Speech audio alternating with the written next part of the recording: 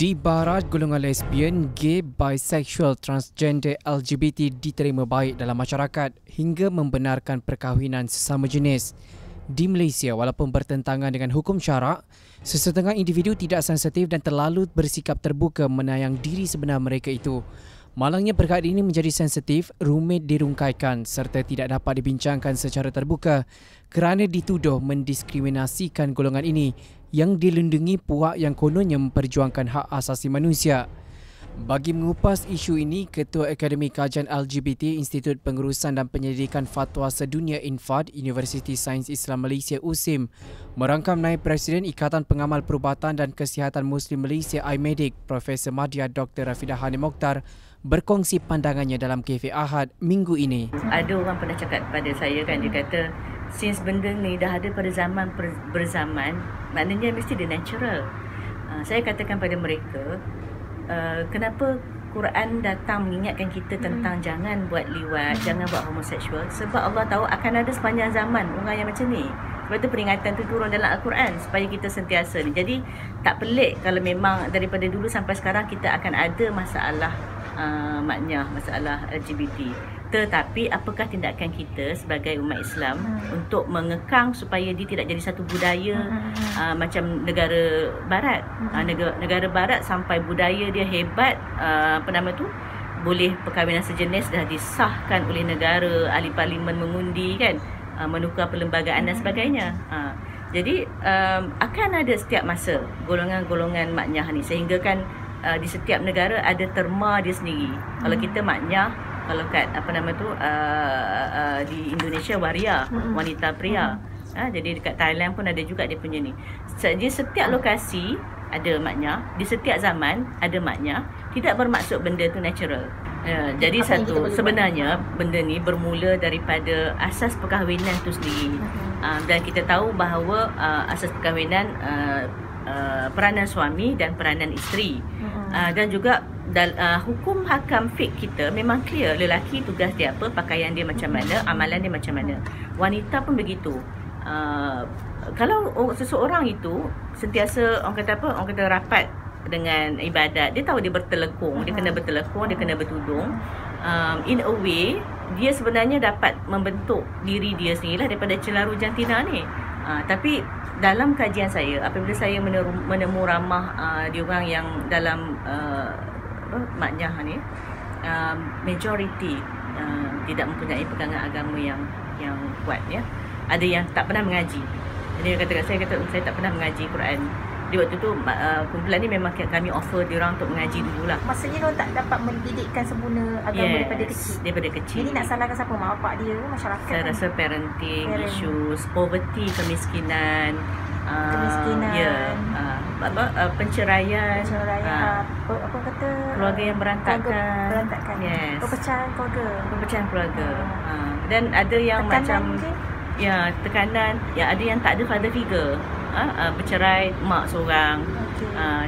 Jadi faktor lain tu, faktor adik-beradik, nanti saya boleh senaraikan lah. Dalam perubatan moden perkara ni sebenarnya dah keluar dalam muzakarah fatwa. Dan muzakarah fatwa menyebut dua keadaan perubatan ya. Kita panggil congenital adrenal hyperplasia, CAH nama dia. Dan lagi satu testicular feminization. Kedua-dua masa muda dia tu apa? Keabnormalan hormon,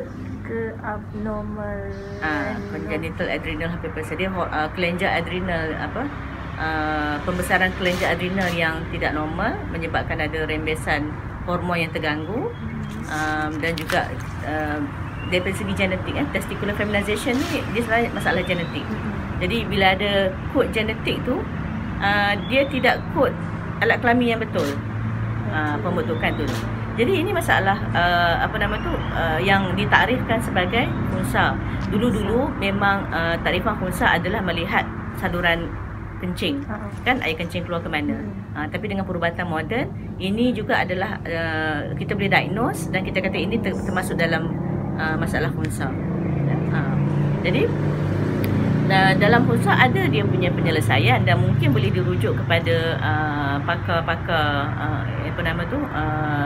multidisciplinary ni untuk menentukan kecenderungan jantina mana yang lebih kuat. Sebab itu kalau perkara ni berlaku sewaktu kecil, memang kita ada tim pediatrician, tim kanak-kanak yang akan melihat semua dan mencadangkan kepada mak ayah untuk pembedahan Pilih salah satu corrective surgery tu.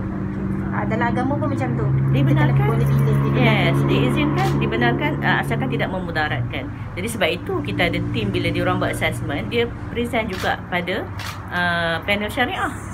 Saya rasa sekarang ni semakin serius sebab ramai yang tidak segan silu mengaku secara terbuka. Sedangkan perkara dosa tu sebenarnya kita tidak boleh war-warkan ni lah. Dan sebagai seorang Islam, kita masih melihat perkara ni sebagai dosa dan pahala, walaupun ada golongan yang mengatakan kita tak wajar berbuat demikian, tetapi hukum tetap hukum. Dan sebab itu pendekatan kita pun bila kita nak ajak mereka kembali kepada agama, kita mengajak secara dakwah dan bukanlah memaksa. In fact, saya rasa kita beri peluang kepada mereka banyak, ya. Bermuamalah, boleh berniaga, boleh cari makan apa semua tu. Pada saya memang masalah ini agak ketara kerana saya melihat golongan muda semakin boleh menerima atas dasar hak asasi dan bukan atas dasar agama. Dan perkara ini sebenarnya amat membimbangkan kerana dia akan berangkaian ke generasi seterusnya. Dan kita lihat negara-negara yang menerima LGBT secara terbuka pun mengalami isu struktur keluarga yang teruk di negara mereka. Macam Amerika Syarikat pun dah ada anak-anak daripada lesbian dan gay yang menceritakan betapa hidup mereka ada sesuatu yang kosong kerana tidak ada watak ayah dan ibu yang sebenar. Jadi tekanan psikologi pada anak-anak tu memang ada dah didokumentasi. Masalah kedua, saya tengok sampai bila mak ayah di negara barat dah mula mempercayai bahawa anak mereka ni dilahirkan sebagai LGBT, dah mula minta supaya hormon menukar jantina tu daripada anak-anak kecil lagi. Satu benda yang saya rasa sangat ekstrim lah, ya, sampai dia merasa begitu. Di Malaysia, saya tak nafikan, ya, kadang-kadang kita melihat golongan lesbian ni pun kadang-kadang ada di kalangan kita, ada tudung pun ada. Susah kita nak kesan. Lagi susah nak kesan ni sebab kita tak ada masalah tengok orang perempuan berjalan berdua-dua.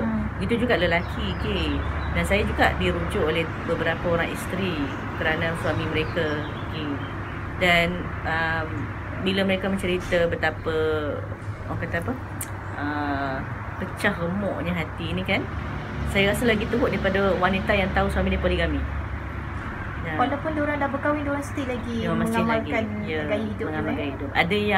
Ada yang bawa boyfriend lama dalam kehidupan, ada yang baru mengamalkan LGBT selepas kahwin. Agak sedih. Ya.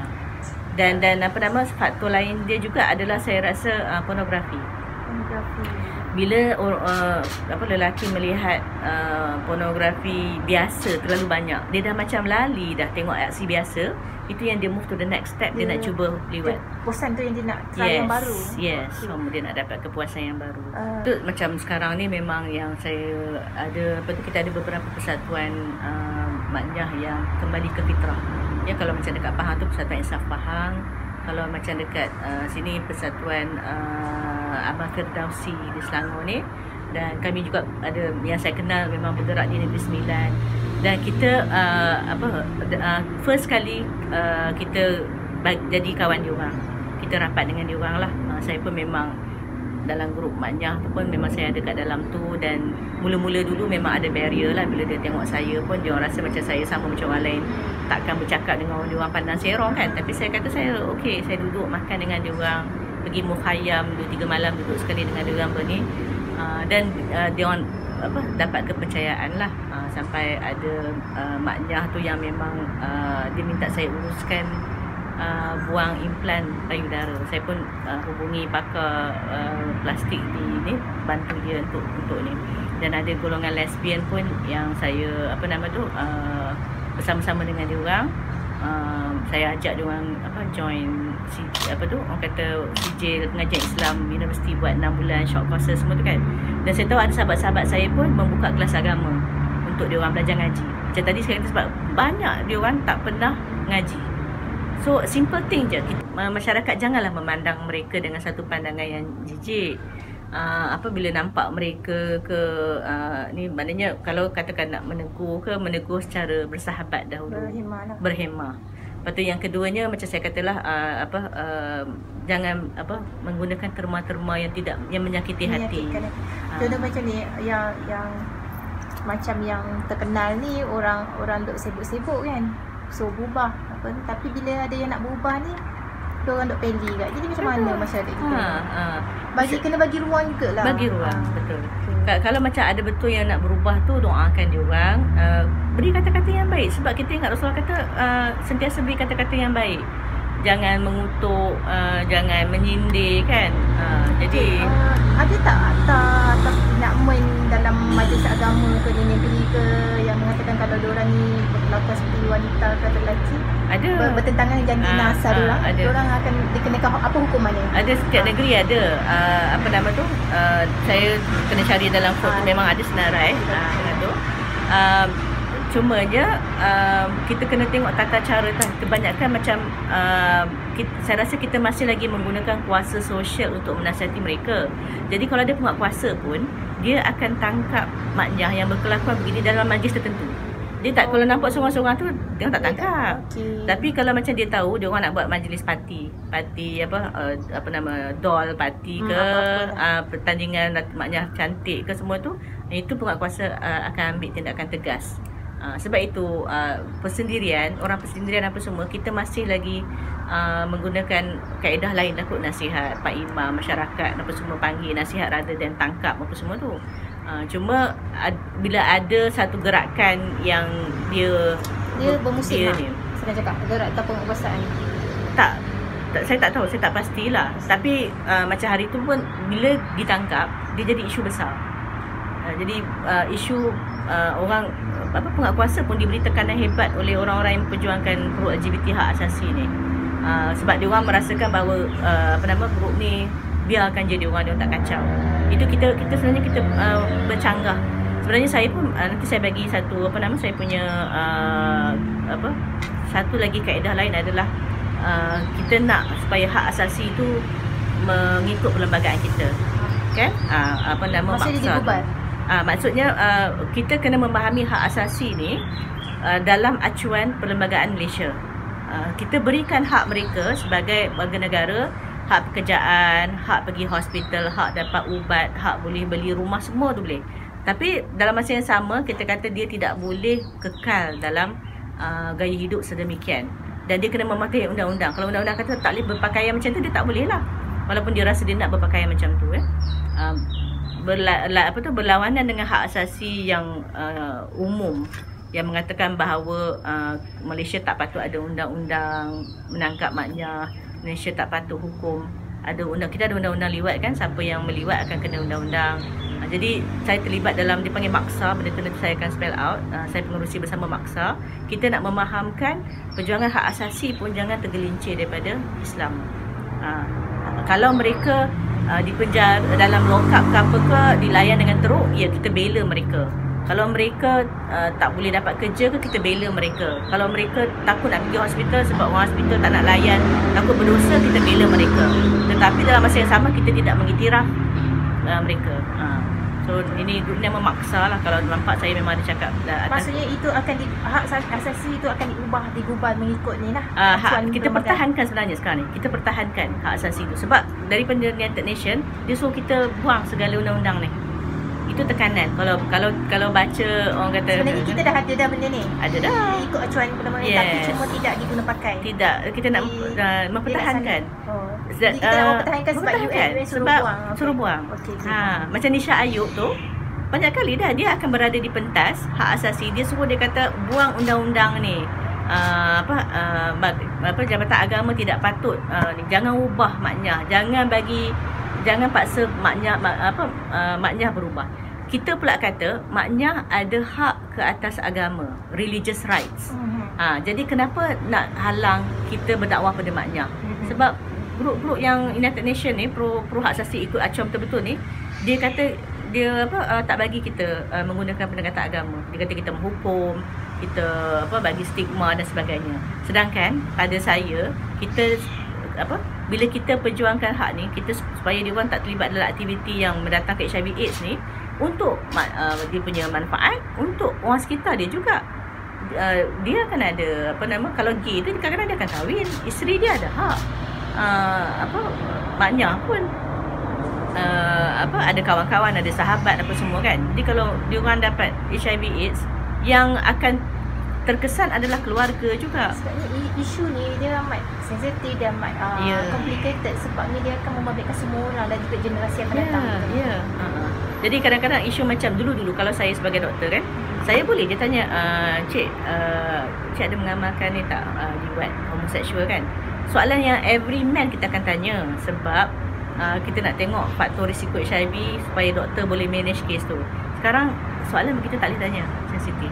Jadi saya nak kata macam mana, tekanan hak asasi tu kadang-kadang menyebabkan fakta kesihatan tak dapat kita nak bawa secara jelas. Kita kata benda ni bahaya, tapi ada statistik HIV disebabkan maknya ataupun LGBT. Itu sangat ada. Ada. Boleh share? Boleh. Nanti saya share. Saya share satu artikel yang saya dah ulas pun pasal fakta tu kan. Saya ni ambil daripada paper pun. Daripada situ apa yang doktor boleh ulaskan sikit? Okey, macam ni.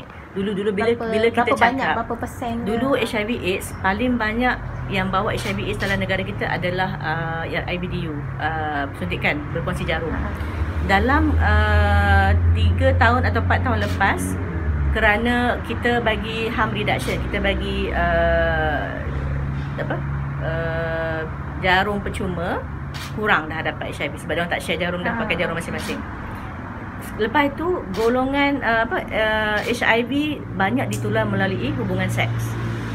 Dalam hubungan seks pula mula-mula heteroseksual tinggi, homoseksual rendah.